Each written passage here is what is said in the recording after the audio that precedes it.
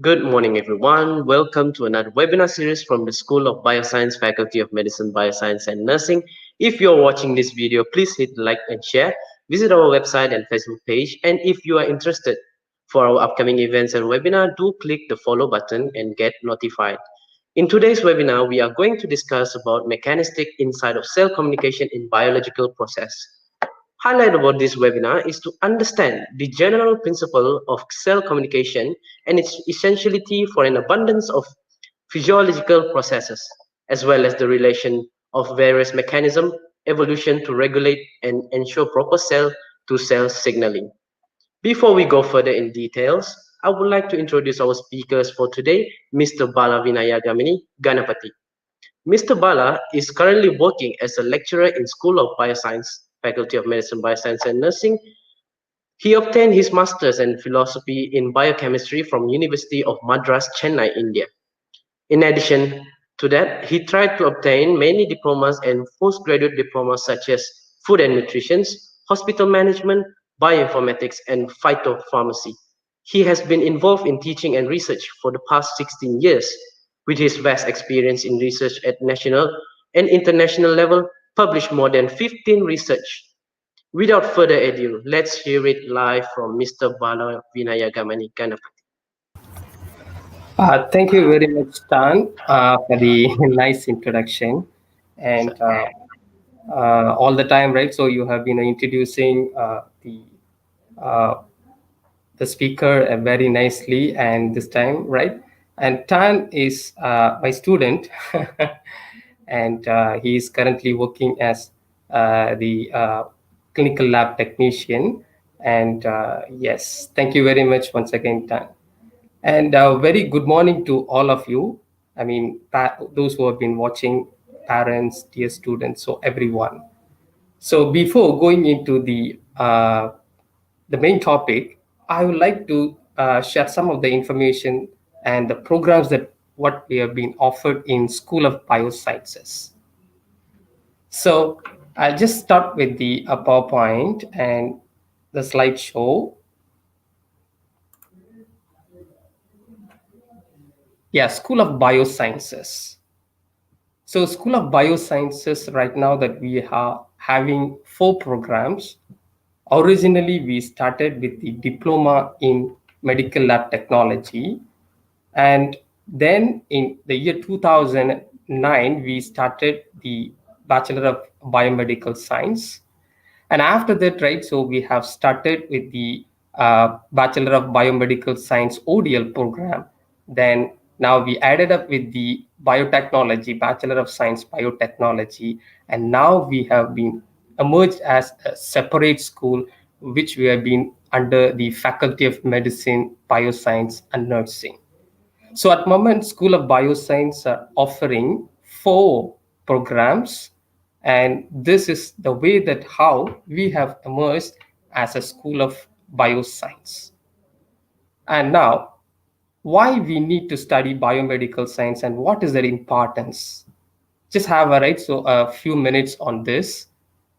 And biomedical science students are the one most wanted in the healthcare industry, though the other people are also having an equal importance, because the role of biomedical scientists principally related with the clinical laboratory. So the correct diagnosis of the disease is very important, and that can be conducted by the biomedical scientist. So as we know right now, there are so many diseases, and even right now the COVID-19. So the different diseases have been emerging. So the biomedical scientist role will play an important one in the healthcare industry. So this will be continued to expand, especially in Malaysia here, where there has been rapid growth in the healthcare system, and we need the biomedical scientist, a lot more. So biomedical science course is one of the important course, and which is in healthcare industry. And now coming to the biotechnology, so you can't compare the biomedical science with the biotechnology, and both are having their uniqueness. And this biotechnology course has got the broad areas of application. Basically, this biotechnology course is application oriented course, whereas the biomedical science is an interdisciplinary course, and the biomedical science is having a lot of subjects which will give the preliminary ideas. And that's why the job scopes are also wide for uh, each of this program as well. And biotechnology, when you focus on it, the applications of biotechnology is there in healthcare industry, agriculture as well, environment, pollution control board, and waste management system, mining, energy production, forestry, aquaculture, and food industrial processing as well. So wherever the applications of biotechnology has been used, and there the job scopes have been emerging. So the common applications of biotechnology has been given here. I mean, even right. So starting from the gene therapy, genetic screening, which has been related with the medicine field, and in industry, as enzymes act as a catalyst. So you can work on that, and pollution control, waste management, and aquaculture, forestry. So basically, the biotechnologists have been work with the DNA, tissues, microorganisms, and complex proteins. So basically, the applications of all these aspects where their work has been required. So if you look at that, right, so the jobs which is related with the biomedical science, biotech, and DMLT. So each one of this program has got a wide scope. If you can see, right, so are the list of things that I have given. Okay, so I don't want it to read completely, but then, right, so you can see that things, right, so all this, right, so the scopes are heavily loaded, and whichever the one that you wanted to choose it, yes, you can make it out. You wanted to become a scientist, yes, you can. You wanted to become a microbiologist, as I told you earlier, and this is an interdisciplinary course, so you have options are many.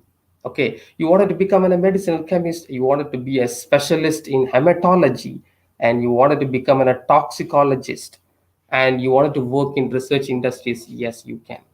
The same way for biotechnology, then you can work, right, so starting from the research and development and regulatory affairs section and forensic scientist, and you wanted to work in instrumentation maintenance. Of course, you wanted to become a health and safety specialist also, and as a scientist, you wanted to be, right, so involved in healthcare industry as well, so also possible with the biotechnology. Okay, and for the DMLT, that basically that these people can have an opportunity to find, right, so in laboratories as a laboratory support workers, and they can also work as a tutors and quality control managers and quality assurance manager, and as a lab supervisor, and as educational consultant coordinator also, that they can work on. So if you can relate, right, so all these are all, right, so the job market essentially is required, and you have a lot of opportunities.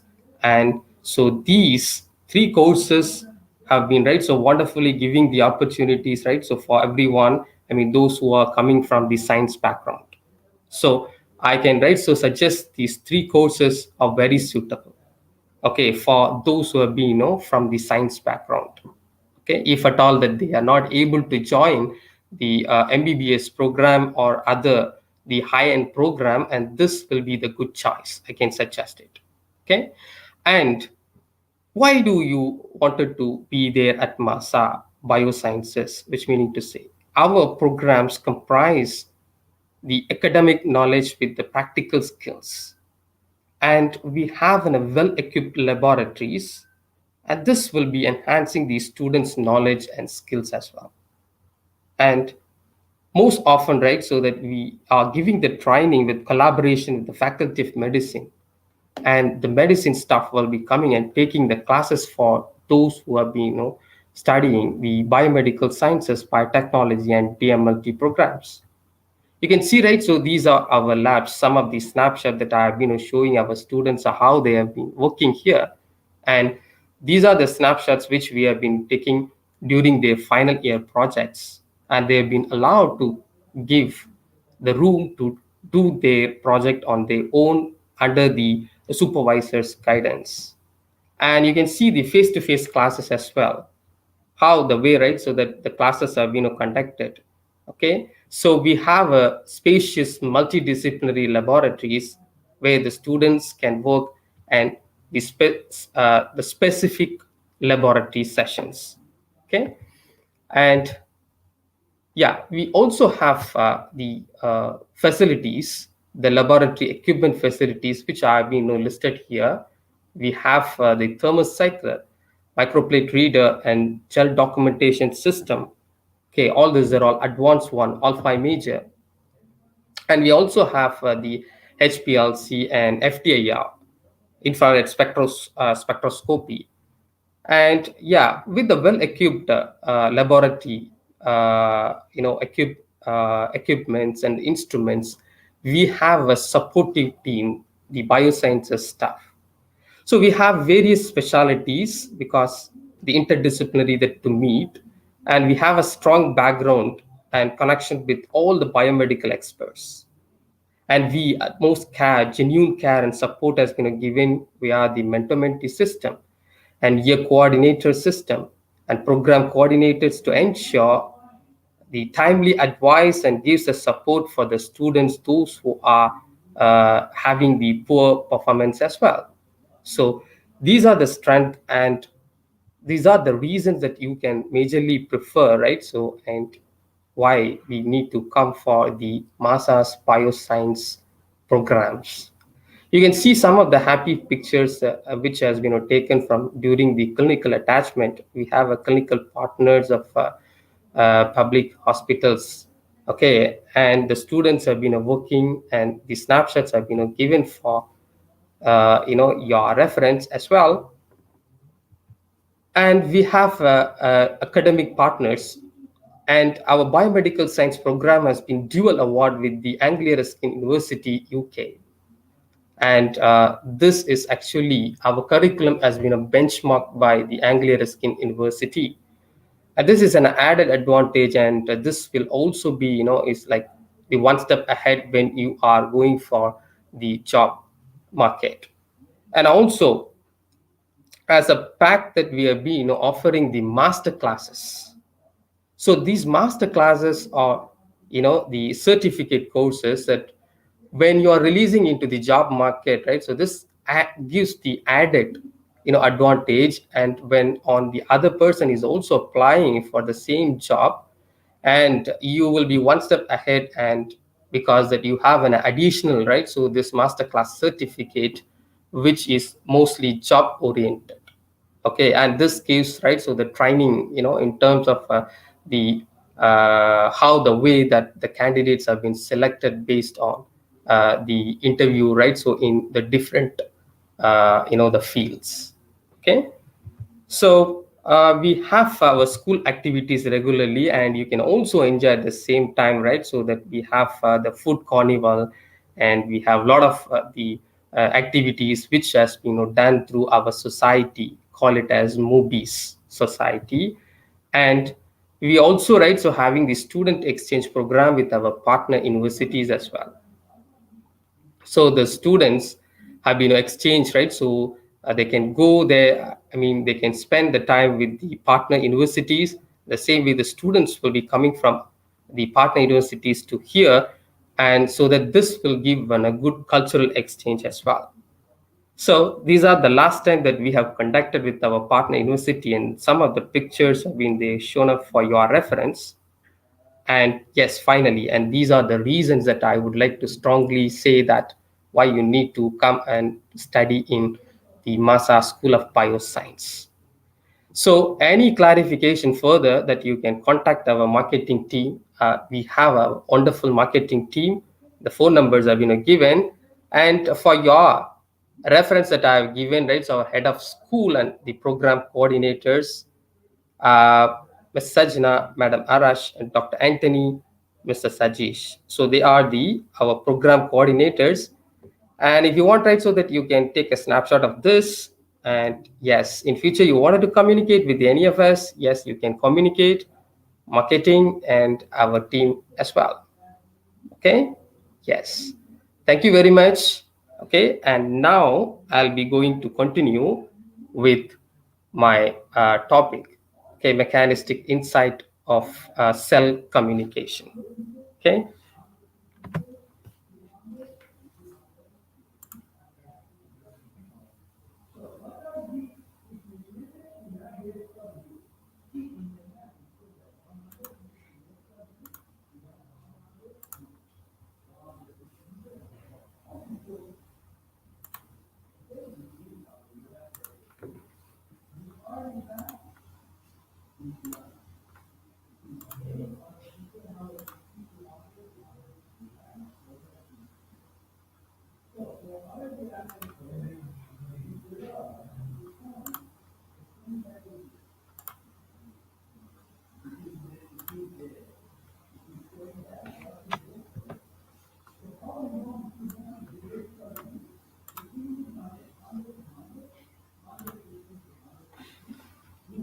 Okay. Now this is the time for the topic mechanistic insight of cell communication in the biological process. Okay. So what I'm going to present it today is about how the cell have been communicating to each other. So these are the contents. I'm going to introduce first few slides to give how the cells are going to communicate and the steps involved in cell signaling pathways and the types of cell communication and signaling cascade, how it has been working out. I'm just going to give an overview on this. The signal transduction mechanism, what are the different types of mechanisms, and the major signaling pathways which it has been associated with the signal transduction mechanism. You see that how the way that we have communicated with each other, we have a language and we have been communicating each other. But the same way, the cells also have to communicate. And usually the multicellular organisms and the unicellular organisms, so whatever it is, right, so that they have to communicate in order to sustain in the environment. And majorly for the unicellular organisms, that they need to sense the environment, like if they wanted to search for the food or they wanted to be light or they wanted to be rich, because light sometimes have been required for the synthesis of the energy or the nutrients. Okay. And are there any toxins around their environment? So they need to search. And when they find it, right, so as like food or they find any toxins near to that vicinity, so accordingly that so that they can prevent by themselves, so they essentially need to communicate.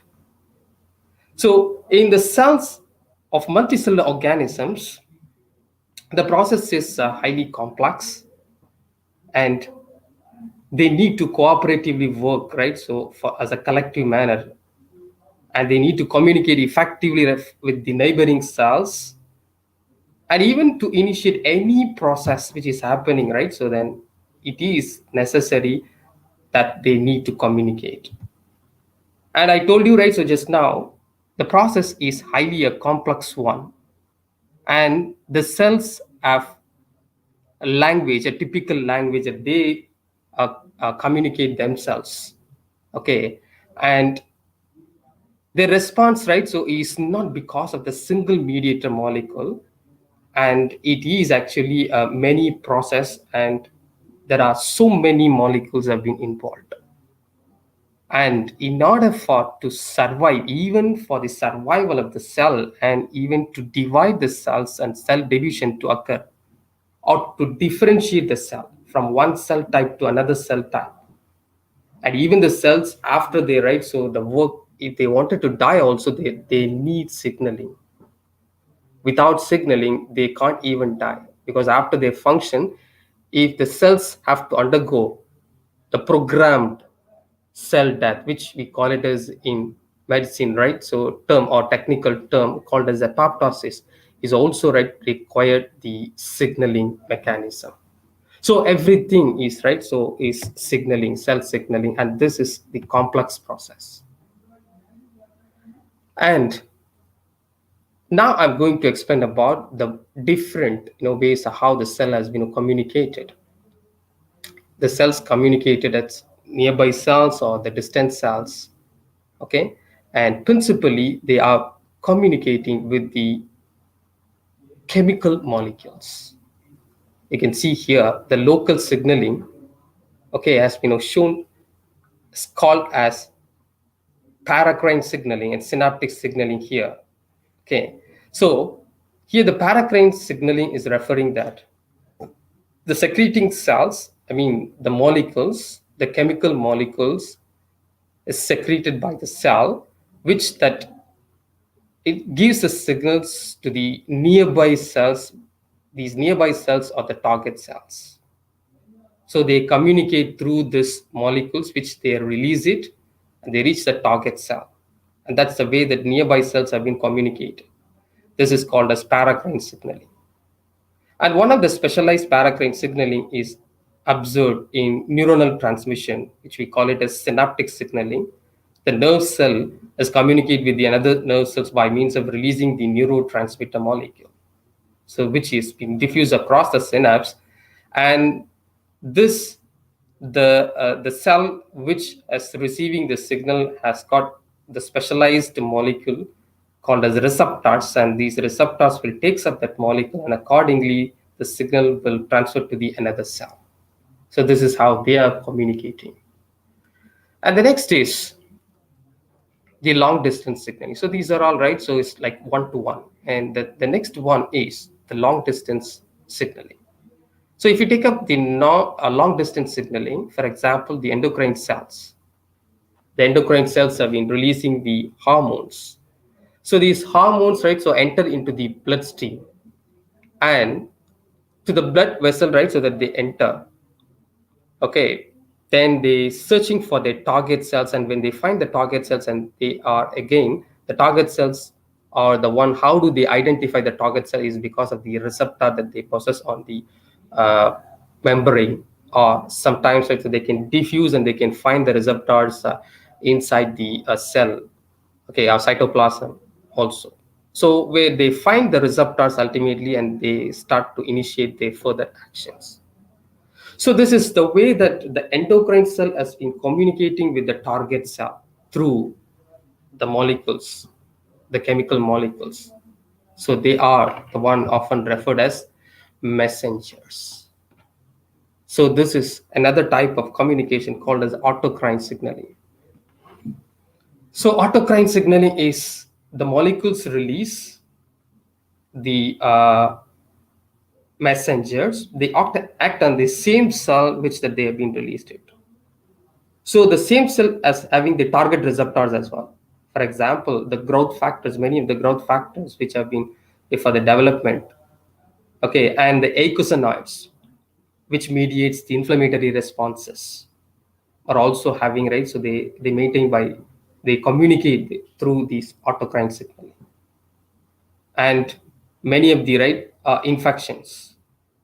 Okay, so infection preventing mechanisms is also uh, based on this autocrine signaling mechanism as well. So the next is intracrine signaling.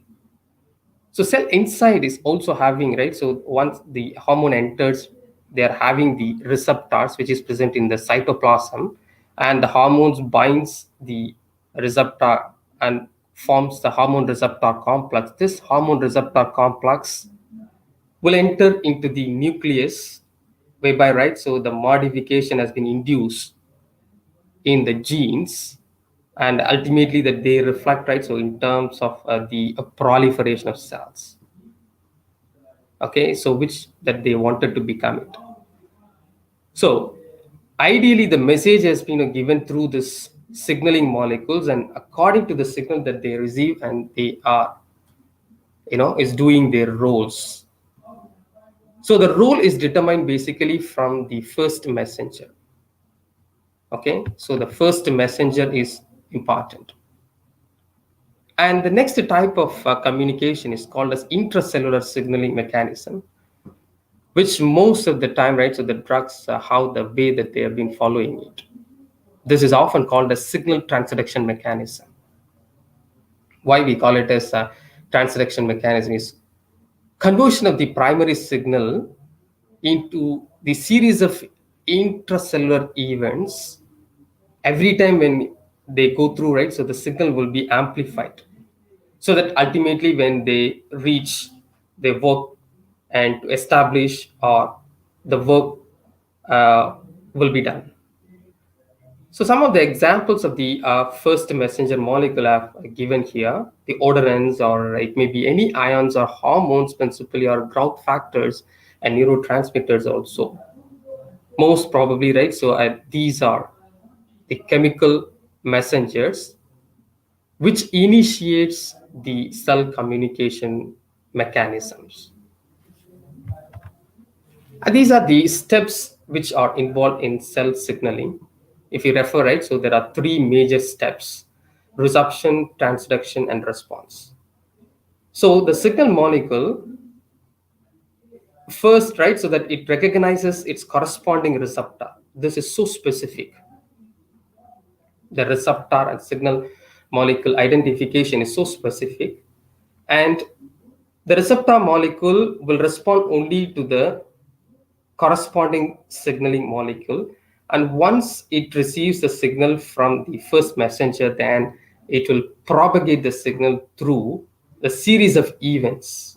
So these series of events, right, so which we call it as transduction. So a number of molecules have been involved. After the number of molecules, then it has been, finally elicits its response. So that is how the way the cellular response have elicited or activated. So any cellular response, right? So even it may be indicating of physiological activities, or any events or metabolic activities or anything. So in case any disruption has been taking place in this steps in the signaling cascade mechanism, so ultimately that leads to the diseases. So even, right, so any molecule which has been coming from outside, for example, the drugs can able to act as a molecule, signaling molecule, so has to pass through the signaling cascade mechanism to initiate any event which is there inside the cell. So this is a bit elaborative thing which I have been set in the previous slide, and this is how the way the receptor has been activated. You can see the signaling molecule which it binds with the receptor. The receptor has been there here, and the receptor at initial stage, I mean, without binding with the signaling molecule, and this is in the form of unactivated. So once they bind with the signaling molecule, only then they are getting activated.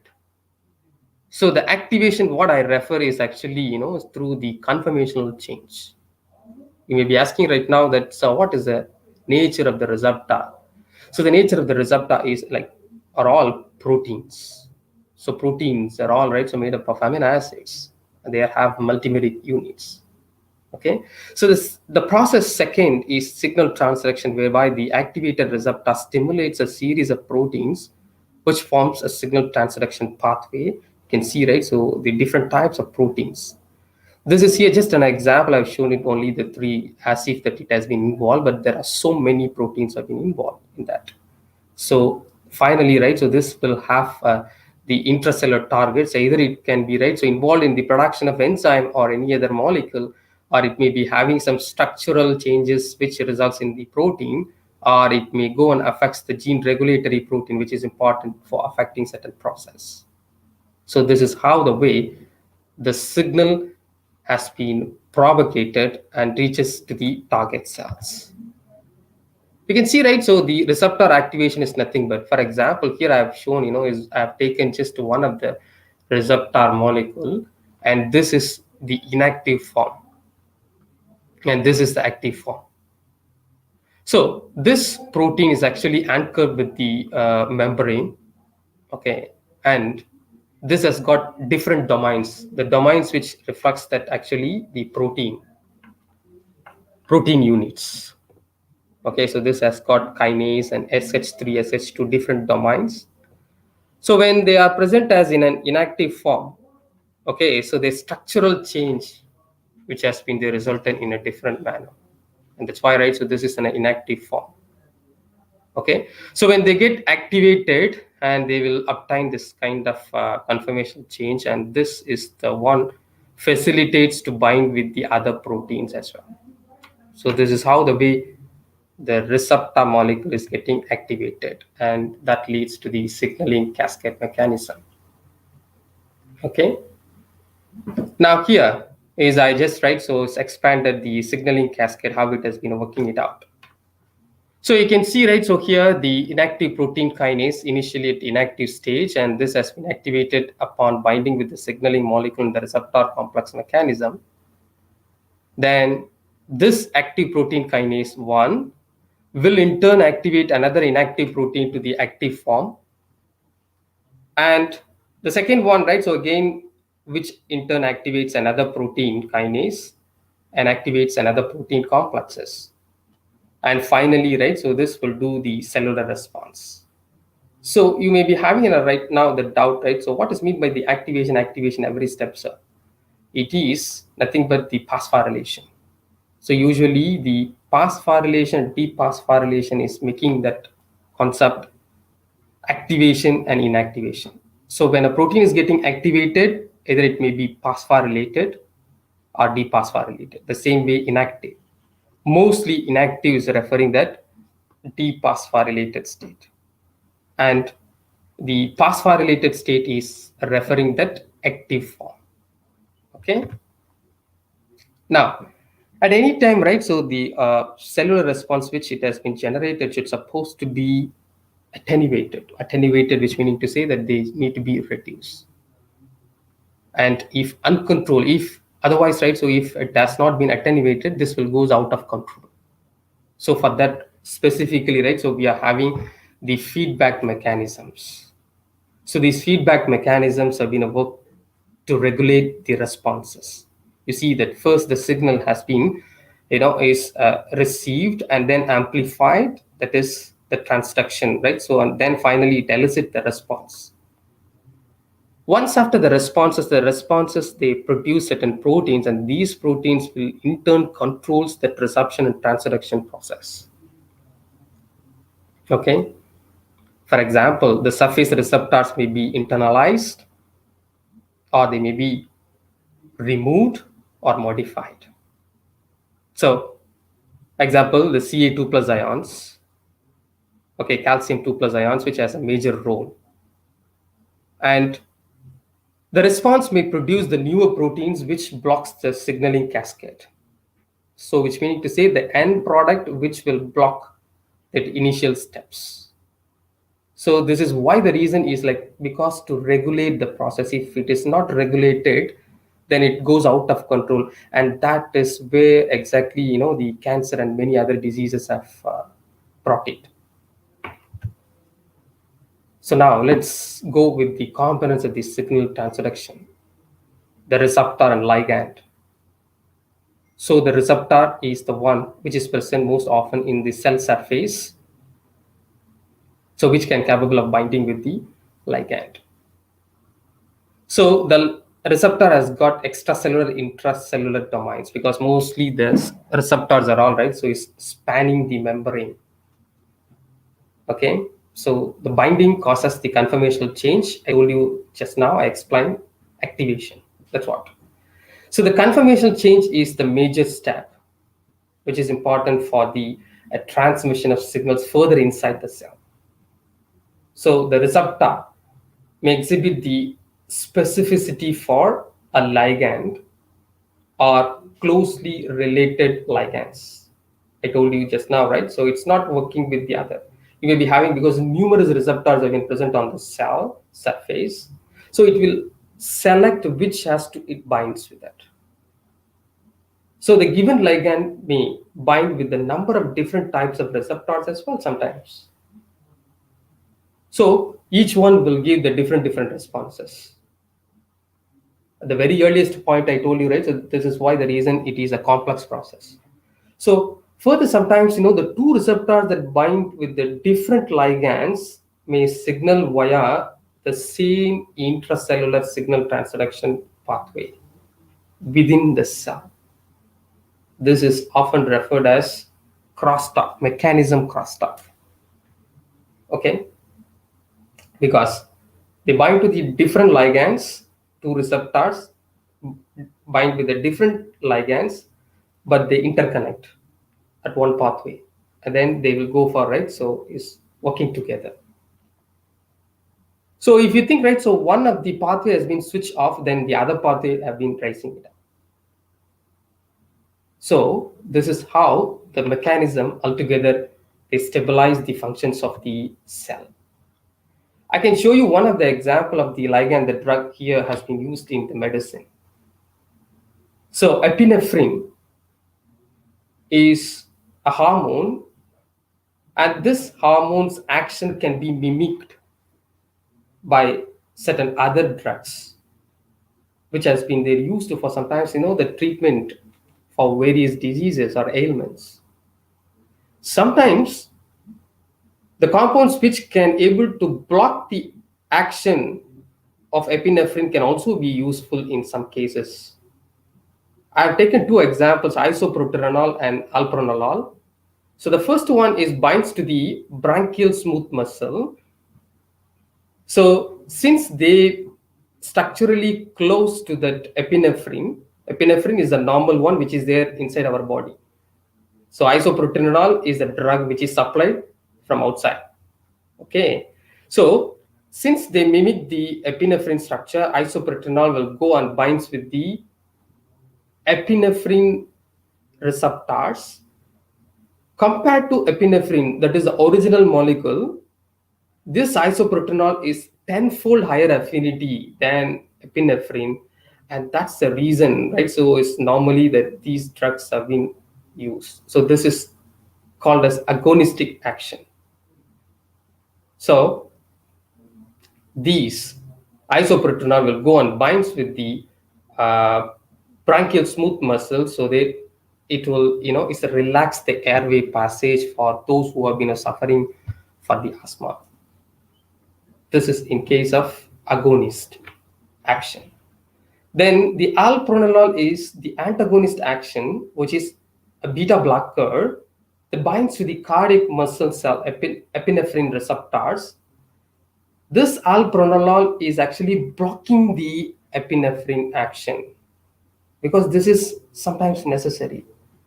For example, the patients, those who have been suffering, okay, so uh, contraction is more, heart contraction is more, okay, and this has been there helpful because we need to slow the heart contraction, or you can say regularize. For those people the heart contractions are more, we need to regularize it. And for this alpranolol, right, so will go and blocks the action of epinephrine, and therefore this has been helps to treat the cardiac arrhythmias and angina. So arrhythmias are irregular heartbeat, cardiac arrhythmia and angina. So these are the examples how the drugs have been used in medicine, which is all also linked to the cell signaling mechanism, or works through the cell signaling mechanism as well. The next is the receptor types, because based on the receptor types only, then the signal transduction mechanism are classified. Although there are different types of specific receptors, but the major four I'm going to deal it somehow the mechanisms, because it's too tedious, right? So if I'm dealing all these things, the first one is ligand gated ion channels. The second one is G protein coupled receptors. Third, catalytic receptors, and the fourth is intracellular receptors. The ligand gated ion channels are present in the membrane. So usually these ion channels or signal molecules bind to the receptors so that it helps for the channel opens. So the channel is important one for maintaining the ion permeability. So which is important for the action potential to generate whenever it is necessary, because the cell is not allowed to generate the action potential every time, because it should supposed to be as a resting potential. So that is the normal state. The second one is G protein coupled receptor. Signal molecules bind to the receptor, which activates the secondary membrane bound enzyme. So cascade, it will move to right. So one to one, one to one. The next one activates. The next one activates the third one, third to fourth, fourth to fifth. So after some right, so sequential, activation of certain proteins, then finally that it reach the target, the work. The third is catalytic receptors, which is right. So enzymes are part of enzyme complex, which has enzymatic catalytic activity. Through the enzymatic catalytic activity, yes, it will couple with the another protein, and so that it activates it and then it do its role. Okay. The fourth one is intracellular receptors, which is ligand activated transcription factors, mostly right. So either uh, the receptors are present inside the cell, to say cytoplasm, or inside the nucleus as well. So this is comparatively differs from the other three, the receptors, because these receptors are present on the surface of the cell membrane. Okay, and this one is present inside the cytoplasm or the nucleus. So basically, just now I told you, right? So there are two common strategies that have been used to transfer the signal. The first one is conformational change, which has been there explained for the first three receptors mechanism, and yeah, the clustering is the third and fourth. So to some extent, the catalytic receptors is also involved in clustering, and clustering in the sense one to bind with the another one. So combine together the two protein and make form a complex, and this complex will further transfer the signal. Then the kinases and phosphatases are important. So these are the proteins which participate in intracellular signaling events. Okay, and protein kinases and phosphatase is one group. Another group is GTPase switching protein. Kinases use ATP to phosphorylate the amino acid side chains in target proteins. Specifically, it finds the tyrosine and serine threonine sites. Okay, so they specifically phosphorylate, and that's why the protein, the whole protein, just by means of phosphorylating at the tyrosine serine threonine sites, and the entire protein is getting activated. The phosphatases are the next category. So they hydrolyze phosphates from the residues. So this is also sometimes has been helpful, because we sometimes need to deactivate the protein, because that is also necessary for some of the mechanisms in our body. So kinases and phosphatases act together to switch the function of a target protein on off, on off. This on off signal is very important. So mostly kinases will be involved in switching on signal, phosphatases switch off signal. But sometimes in some process it may be right, so is reverse as well. But basically these are the things.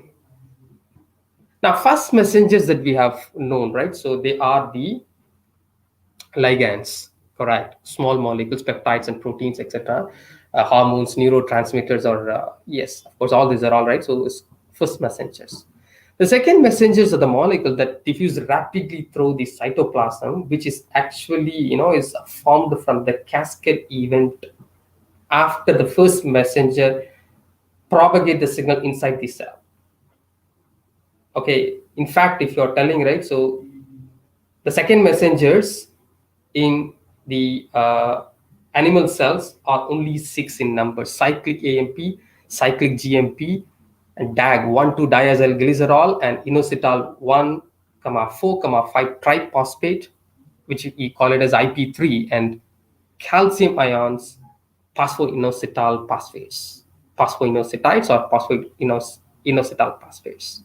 So these are the 6 second messenger molecules which can be diffuse rapidly through the cytoplasm and to helps to propagate the signal further. So they facilitate the amplification of extracellular signal. Simply, I can say in one line, facilitate the amplification of the extracellular signal to finally give a response. Here is an example of the epinephrine, how it binds to the receptor and brings about the action. So here are right. So the receptor molecule and the epinephrine is a ligand here. Okay, so this binds with the receptor molecule and the receptor gets activated upon binding with this. And this activates the associated protein. One of the protein is called as G protein, which further activates a membrane-bound enzyme called as the adenylyl cyclase, which is an effector molecule. And this adenylyl cyclase, right, so brings in the ATP and converts the ATP into cyclic AMP. So as a result, the cyclic AMP level has increased. So when the cyclic AMP level is increased, that activates many proteins. One of the protein here is protein kinase A, and this further activates the phosphorylase kinase, and the phosphorylase kinase further activates the phosphorylase. So this model has shows that how the glucose is produced from the stored glycogen. So phosphorylase, when it's getting activated, and this is a principal enzyme which cleaves the glycogen into glucose. So this is how the second messenger helps to complete the action. Okay. So here is I've given, right. So when the cyclic AMP level is increased, how the glycogen have break down. You can see again it activates. GPK is one of the enzyme, right? So which is phosphorylated, and this phosphorylates the glycogen phosphorylase further into an active form, and then this cleaves and forms a glucose 1-phosphate. Then the phosphate is removed and glucose is thus it's formed. So this is another aspect, right? So that this also simultaneously inhibit the glycogen synthesis. So initiate the breakdown of glycogen, and as well as that it inhibit the glycogen synthesis.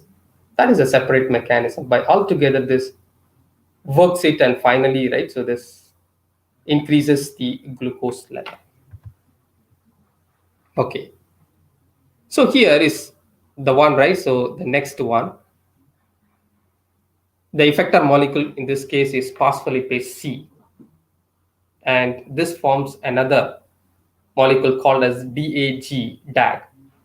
Okay, second messenger diacylglycerol, and this also forms another messenger, second messenger IP3, inositol phosphate 3. This inositol phosphate 3, okay, so is important, right? So when it binds with the Ca2 plus ATPases and opens up the channel from the endoplasmic reticulum, and that they releases the Ca2 plus, the second messenger. So normally the Ca2 plus inside the cell should supposed to be very less. Only when it requires any roles, then this has to be released out and to initiate the cellular response. So here is how the action potential on ion channels have been worked out. So when the calcium 2 plus, right, so is channel open up and it enters inside the neuronal cells, and that starts the action potential. So when the action potential starts, then this opens up the neurotransmitter release, and the neurotransmitter release will be taken up by the postsynaptic receptors, and further that they initiate the event. That's what the one called as excitatory events. Okay. And when there is any problems with this ion channel mechanism, as a result, the disorder called as channelopathy, which is actually the consequence of alterations in the ion channel genes. So any mutations result in these channel proteins ultimately lead to the muscle stiffness, a condition called as myotonia. So this will affect, right? So temporarily, is paralysis, or sometimes it may be permanent, and if it has not been treated. So remember, as I told you earlier, this channel, okay, the ion channel should supposed to be controlled or regulated. If not regulated, then that leads to the diseases. So calcium plays an important role in certain mechanism, as I told you earlier. The same thing, right? So here also I've given, okay, so the responses. So the calcium, which is safely stored inside the endoplasmic reticulum. I told you calcium increment inside the cell is dangerous. So this is safely stored inside the endoplasmic reticulum, and only when necessitates, then it open up. But when it necessitates, that it has been decided by the first messenger, which gives the signal, and so that it receives the signal by the second messenger, propagates and open up. So when the calcium channel the calcium channel opens up, the calcium ions will be released, binds with one of the protein called as calmodulin. So it forms a calcium calmodulin complex, and this calcium calmodulin complexes, which is responses to the target cell, especially where it requires smooth muscle contraction or vasoconstriction. So this is one of the role in calcium ion in cell signaling mechanism. So another example of the disease that I can show you, right? So here, if the G protein signaling mechanism is disrupted, and that leads to one of the disease called as cholera. Okay. In cholera, what is exactly the thing is happening, sir? Vibrio cholerae is the reason. Once it has been entered into our gut, then it produces the toxin called as cholera toxin. This toxin goes and binds with one of the protein, membrane associated protein, G protein. So it has not been allowed to hydrolyze, or further action has been blocked. This is why I've been showing the into mark. So this has been blocked, and ultimately the adenylyl cyclase, right, so is constantly stimulates the production of CAMP, second messenger. Because of the constant production of cyclic AMP, what happens on the cells is actually depolarization, action potential develops. So this action potential constantly open up the channel. What channels? The water channels, sodium and chlorine channels. So huge amount of sodium, chlorine, and water has been lost, and this is what has happened, right? So in the diarrhea, in the lumen, huge amount of this Na plus Cl minus and water ions have released into that. This is because of the cholera toxin, which has not been allowed to regularize the mechanism, and this constantly stimulates the production of cyclic AMP. So movement of chlorine, sodium, and all the ions, that's why, right? So electrolyte depletion is taking place during the diarrhea. So severe dehydration is taking place, and so when it has not been properly governed, then death is the result. Okay. Yes. Then another mechanism, nitric oxide signaling mechanism. So nitric oxide is a short-lived gas, and this has gotten a fantastic role, and this has been linked to the G protein receptor. How, sir? It's an interesting fact. You see that the blood vessels, I've shown it here, the endothelial cells, and this is a smooth muscle cell. Okay. So the G protein linked receptor, is upon stimulated by the acetylcholine, and through the second messenger IP3 releases calcium 2 plus ions. Okay. So the calcium 2 plus ions combines with calmodulin and activates the NO synthase, nitric oxide synthase. So from arginine, the nitric oxide is synthesized. Arginine is actually an amino acid. So this arginine synthesizes the nitric oxide. This nitric oxide is enters into the smooth muscle cell through diffusion, simple diffusion process, and activates guanylyl cyclase, one of the another activator protein, and this in turn activates cyclic GMP, which leads to the production of the protein kinase G active form, which causes the muscle relaxation. So how this we can increase the NO production. So for example, especially during the heart attack or angina, the blood vessels will be clogged. Okay, so we need to relax the smooth muscles. Okay, and when the smooth muscles have relaxed, ultimately the blood flow will be easy. So this is a mechanism. So one of the drug which has been immediately used, right? So the nitroglycerin or sodium nitroprusside.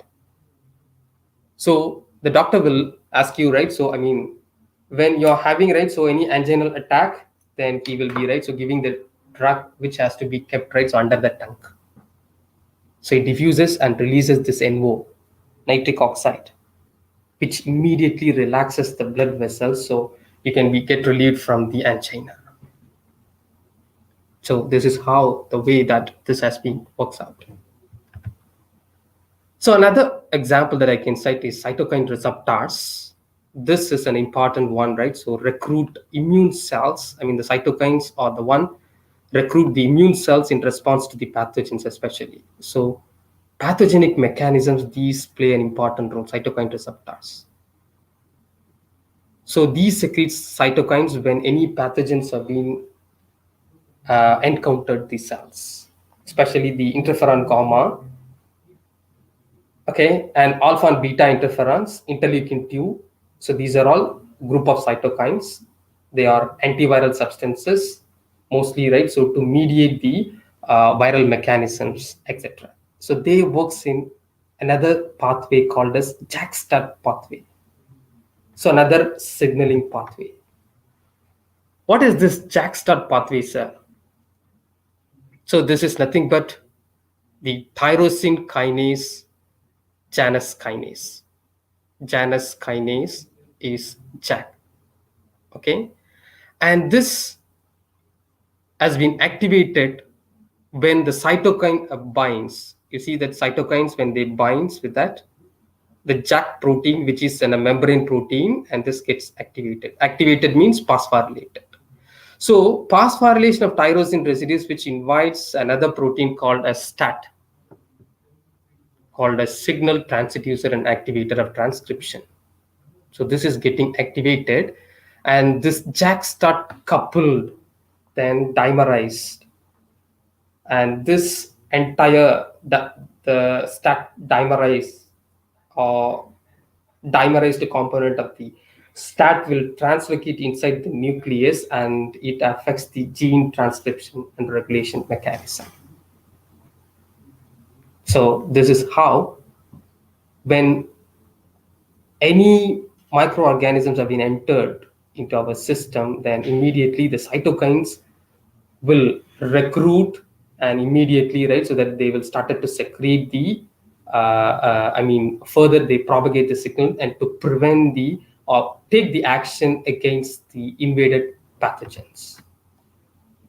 There is another pathway called as the RAS activated pathway. This is also one of the G protein, and this activates another protein RAF. RAF activates another protein called as MEK. MEK activates another protein MAP kinase, and this MAP kinase can translocate into the nucleus, which activates the transcription factors. So this is the continuation of a RAS pathway. I told you, right, so in my earlier slide, right, so here finally the MAP kinase is activated and they dimerize in the next step, and further they activate another important protein inactive, that is P90RSK. Then this allows translocation inside the nucleus, and they find another protein called as SRF. Okay, so they binds with the region specifically on the coding sequence, and that's how it explicits it, the transcription, and further translated accordingly and control the entire mechanism through formation of the specific protein. Okay, this is a very detailed, I am not going into the detail, but then right, so I'm just giving the overview only. And another one, right, so regulation of insulin release from the pancreatic B cells is also again the mechanism. When the body recognizes the plasma glucose level after feed has been increased, then immediately, right, so the increased intracellular glucose has been entered through the GLUT2 transporter. So the glucose enters inside the cell and metabolizes and produces ATP. So when the ATP is produced huge amount, and that blocks the channel, ultimately that decreases the potassium conductance. So membrane depolarization occurs, action potential develops, calcium channel open up, calcium influx. This calcium channel, right, so further act on the insulin vesicles to open up the vesicles, and thus it releases the insulin.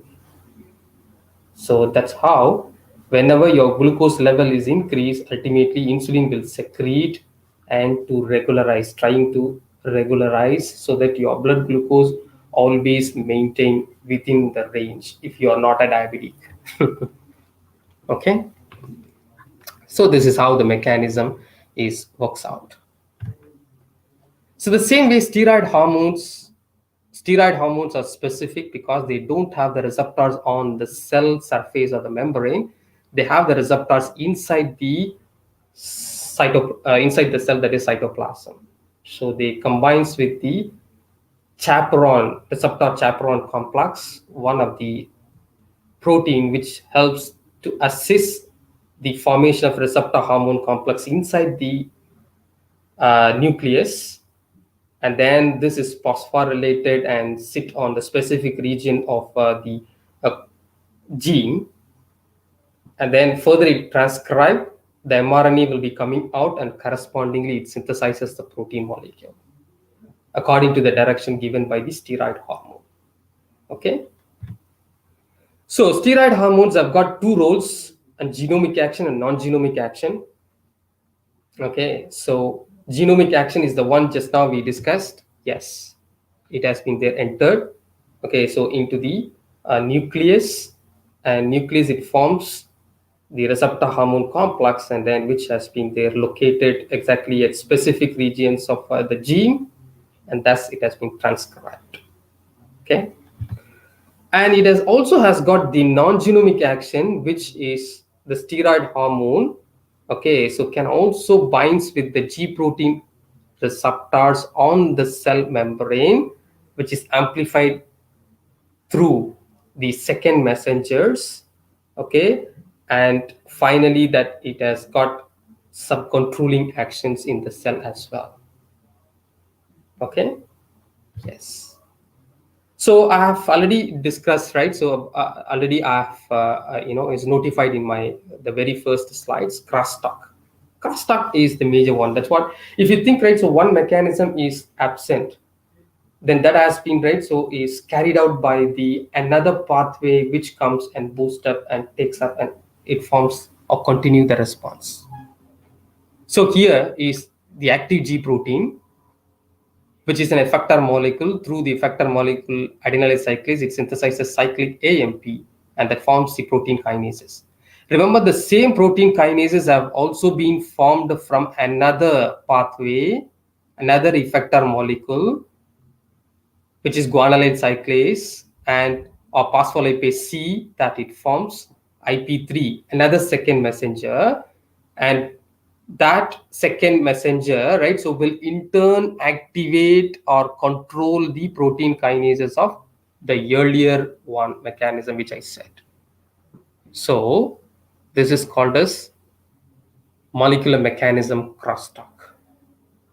So that's why it is highly a complicated one. You see that here, expanded. The core signaling pathways are these: G protein coupled receptors. One is adenylate cyclase and cyclic AMP. But another one, right? So is phospholipase C. So this forms IP3 and diazyl glycerol as well. And this IP3 releases Ca2 plus ions, and through this CAM kinase, it regulates certain proteins. Okay, and the same way, the diazyl glycerol and forming these C kinases, and this is also controls several target proteins. And you see the target proteins are many, but the core signaling pathways, it can deviate at any time, or one can have a control over the other at any time. It's all regularized, and this complex mechanism, how it is regularized, is still the scientists have been doing a lot of research on it. There are so many mechanisms which I have not been dealt with, because I'm just giving only the idea for how the cell signaling has been brought it into that. Okay, and finally, I would like to conclude, right? So this is the cell signaling is a complex process, and that need to be regulated at multiple levels. It's not alone, right? So one on every level need to be controlled, because if one level is also not controlled, then ultimately that leads to a complications, which it might be resulted as a disease.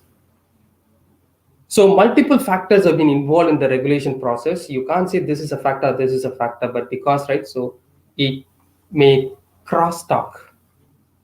Okay, sometimes we could not able to find out, right, so where exactly the problem would be there, right? So these process explained here, I mean the process which I have been explained here, only a few, and these are just examples, and there are so many, and of course, but anyway, that I am just given the outline of how the cell has been communicated and what are the mechanisms out there. Okay, so with that I conclude. Okay, and these are, some of the references, the reference books at which I have been refer. And yes, thank you very much. Thank you very much. And I extend my thanks to Masa Management for giving me this opportunity. And thank you all for watching. And if you wanted to give a comment, yes, and yes, for the marketing team, you wanted to communicate, yes, you can just give. And you can call any of our members as well if you wanted to know further information. And you can call me also, I mean my students, yes. Okay, so, and yes, and I will also be helped out, right? So thank you very much. Yes. All right. Thank you, Since Mr. Bala, for Yeah, a very informative presentation.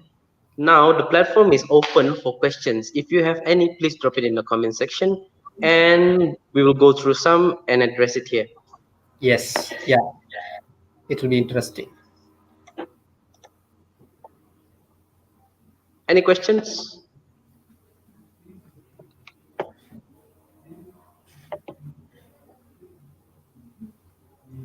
Okay, if none, by that, I would like to end this webinar by thanking Mr. Bala for joining our webinars.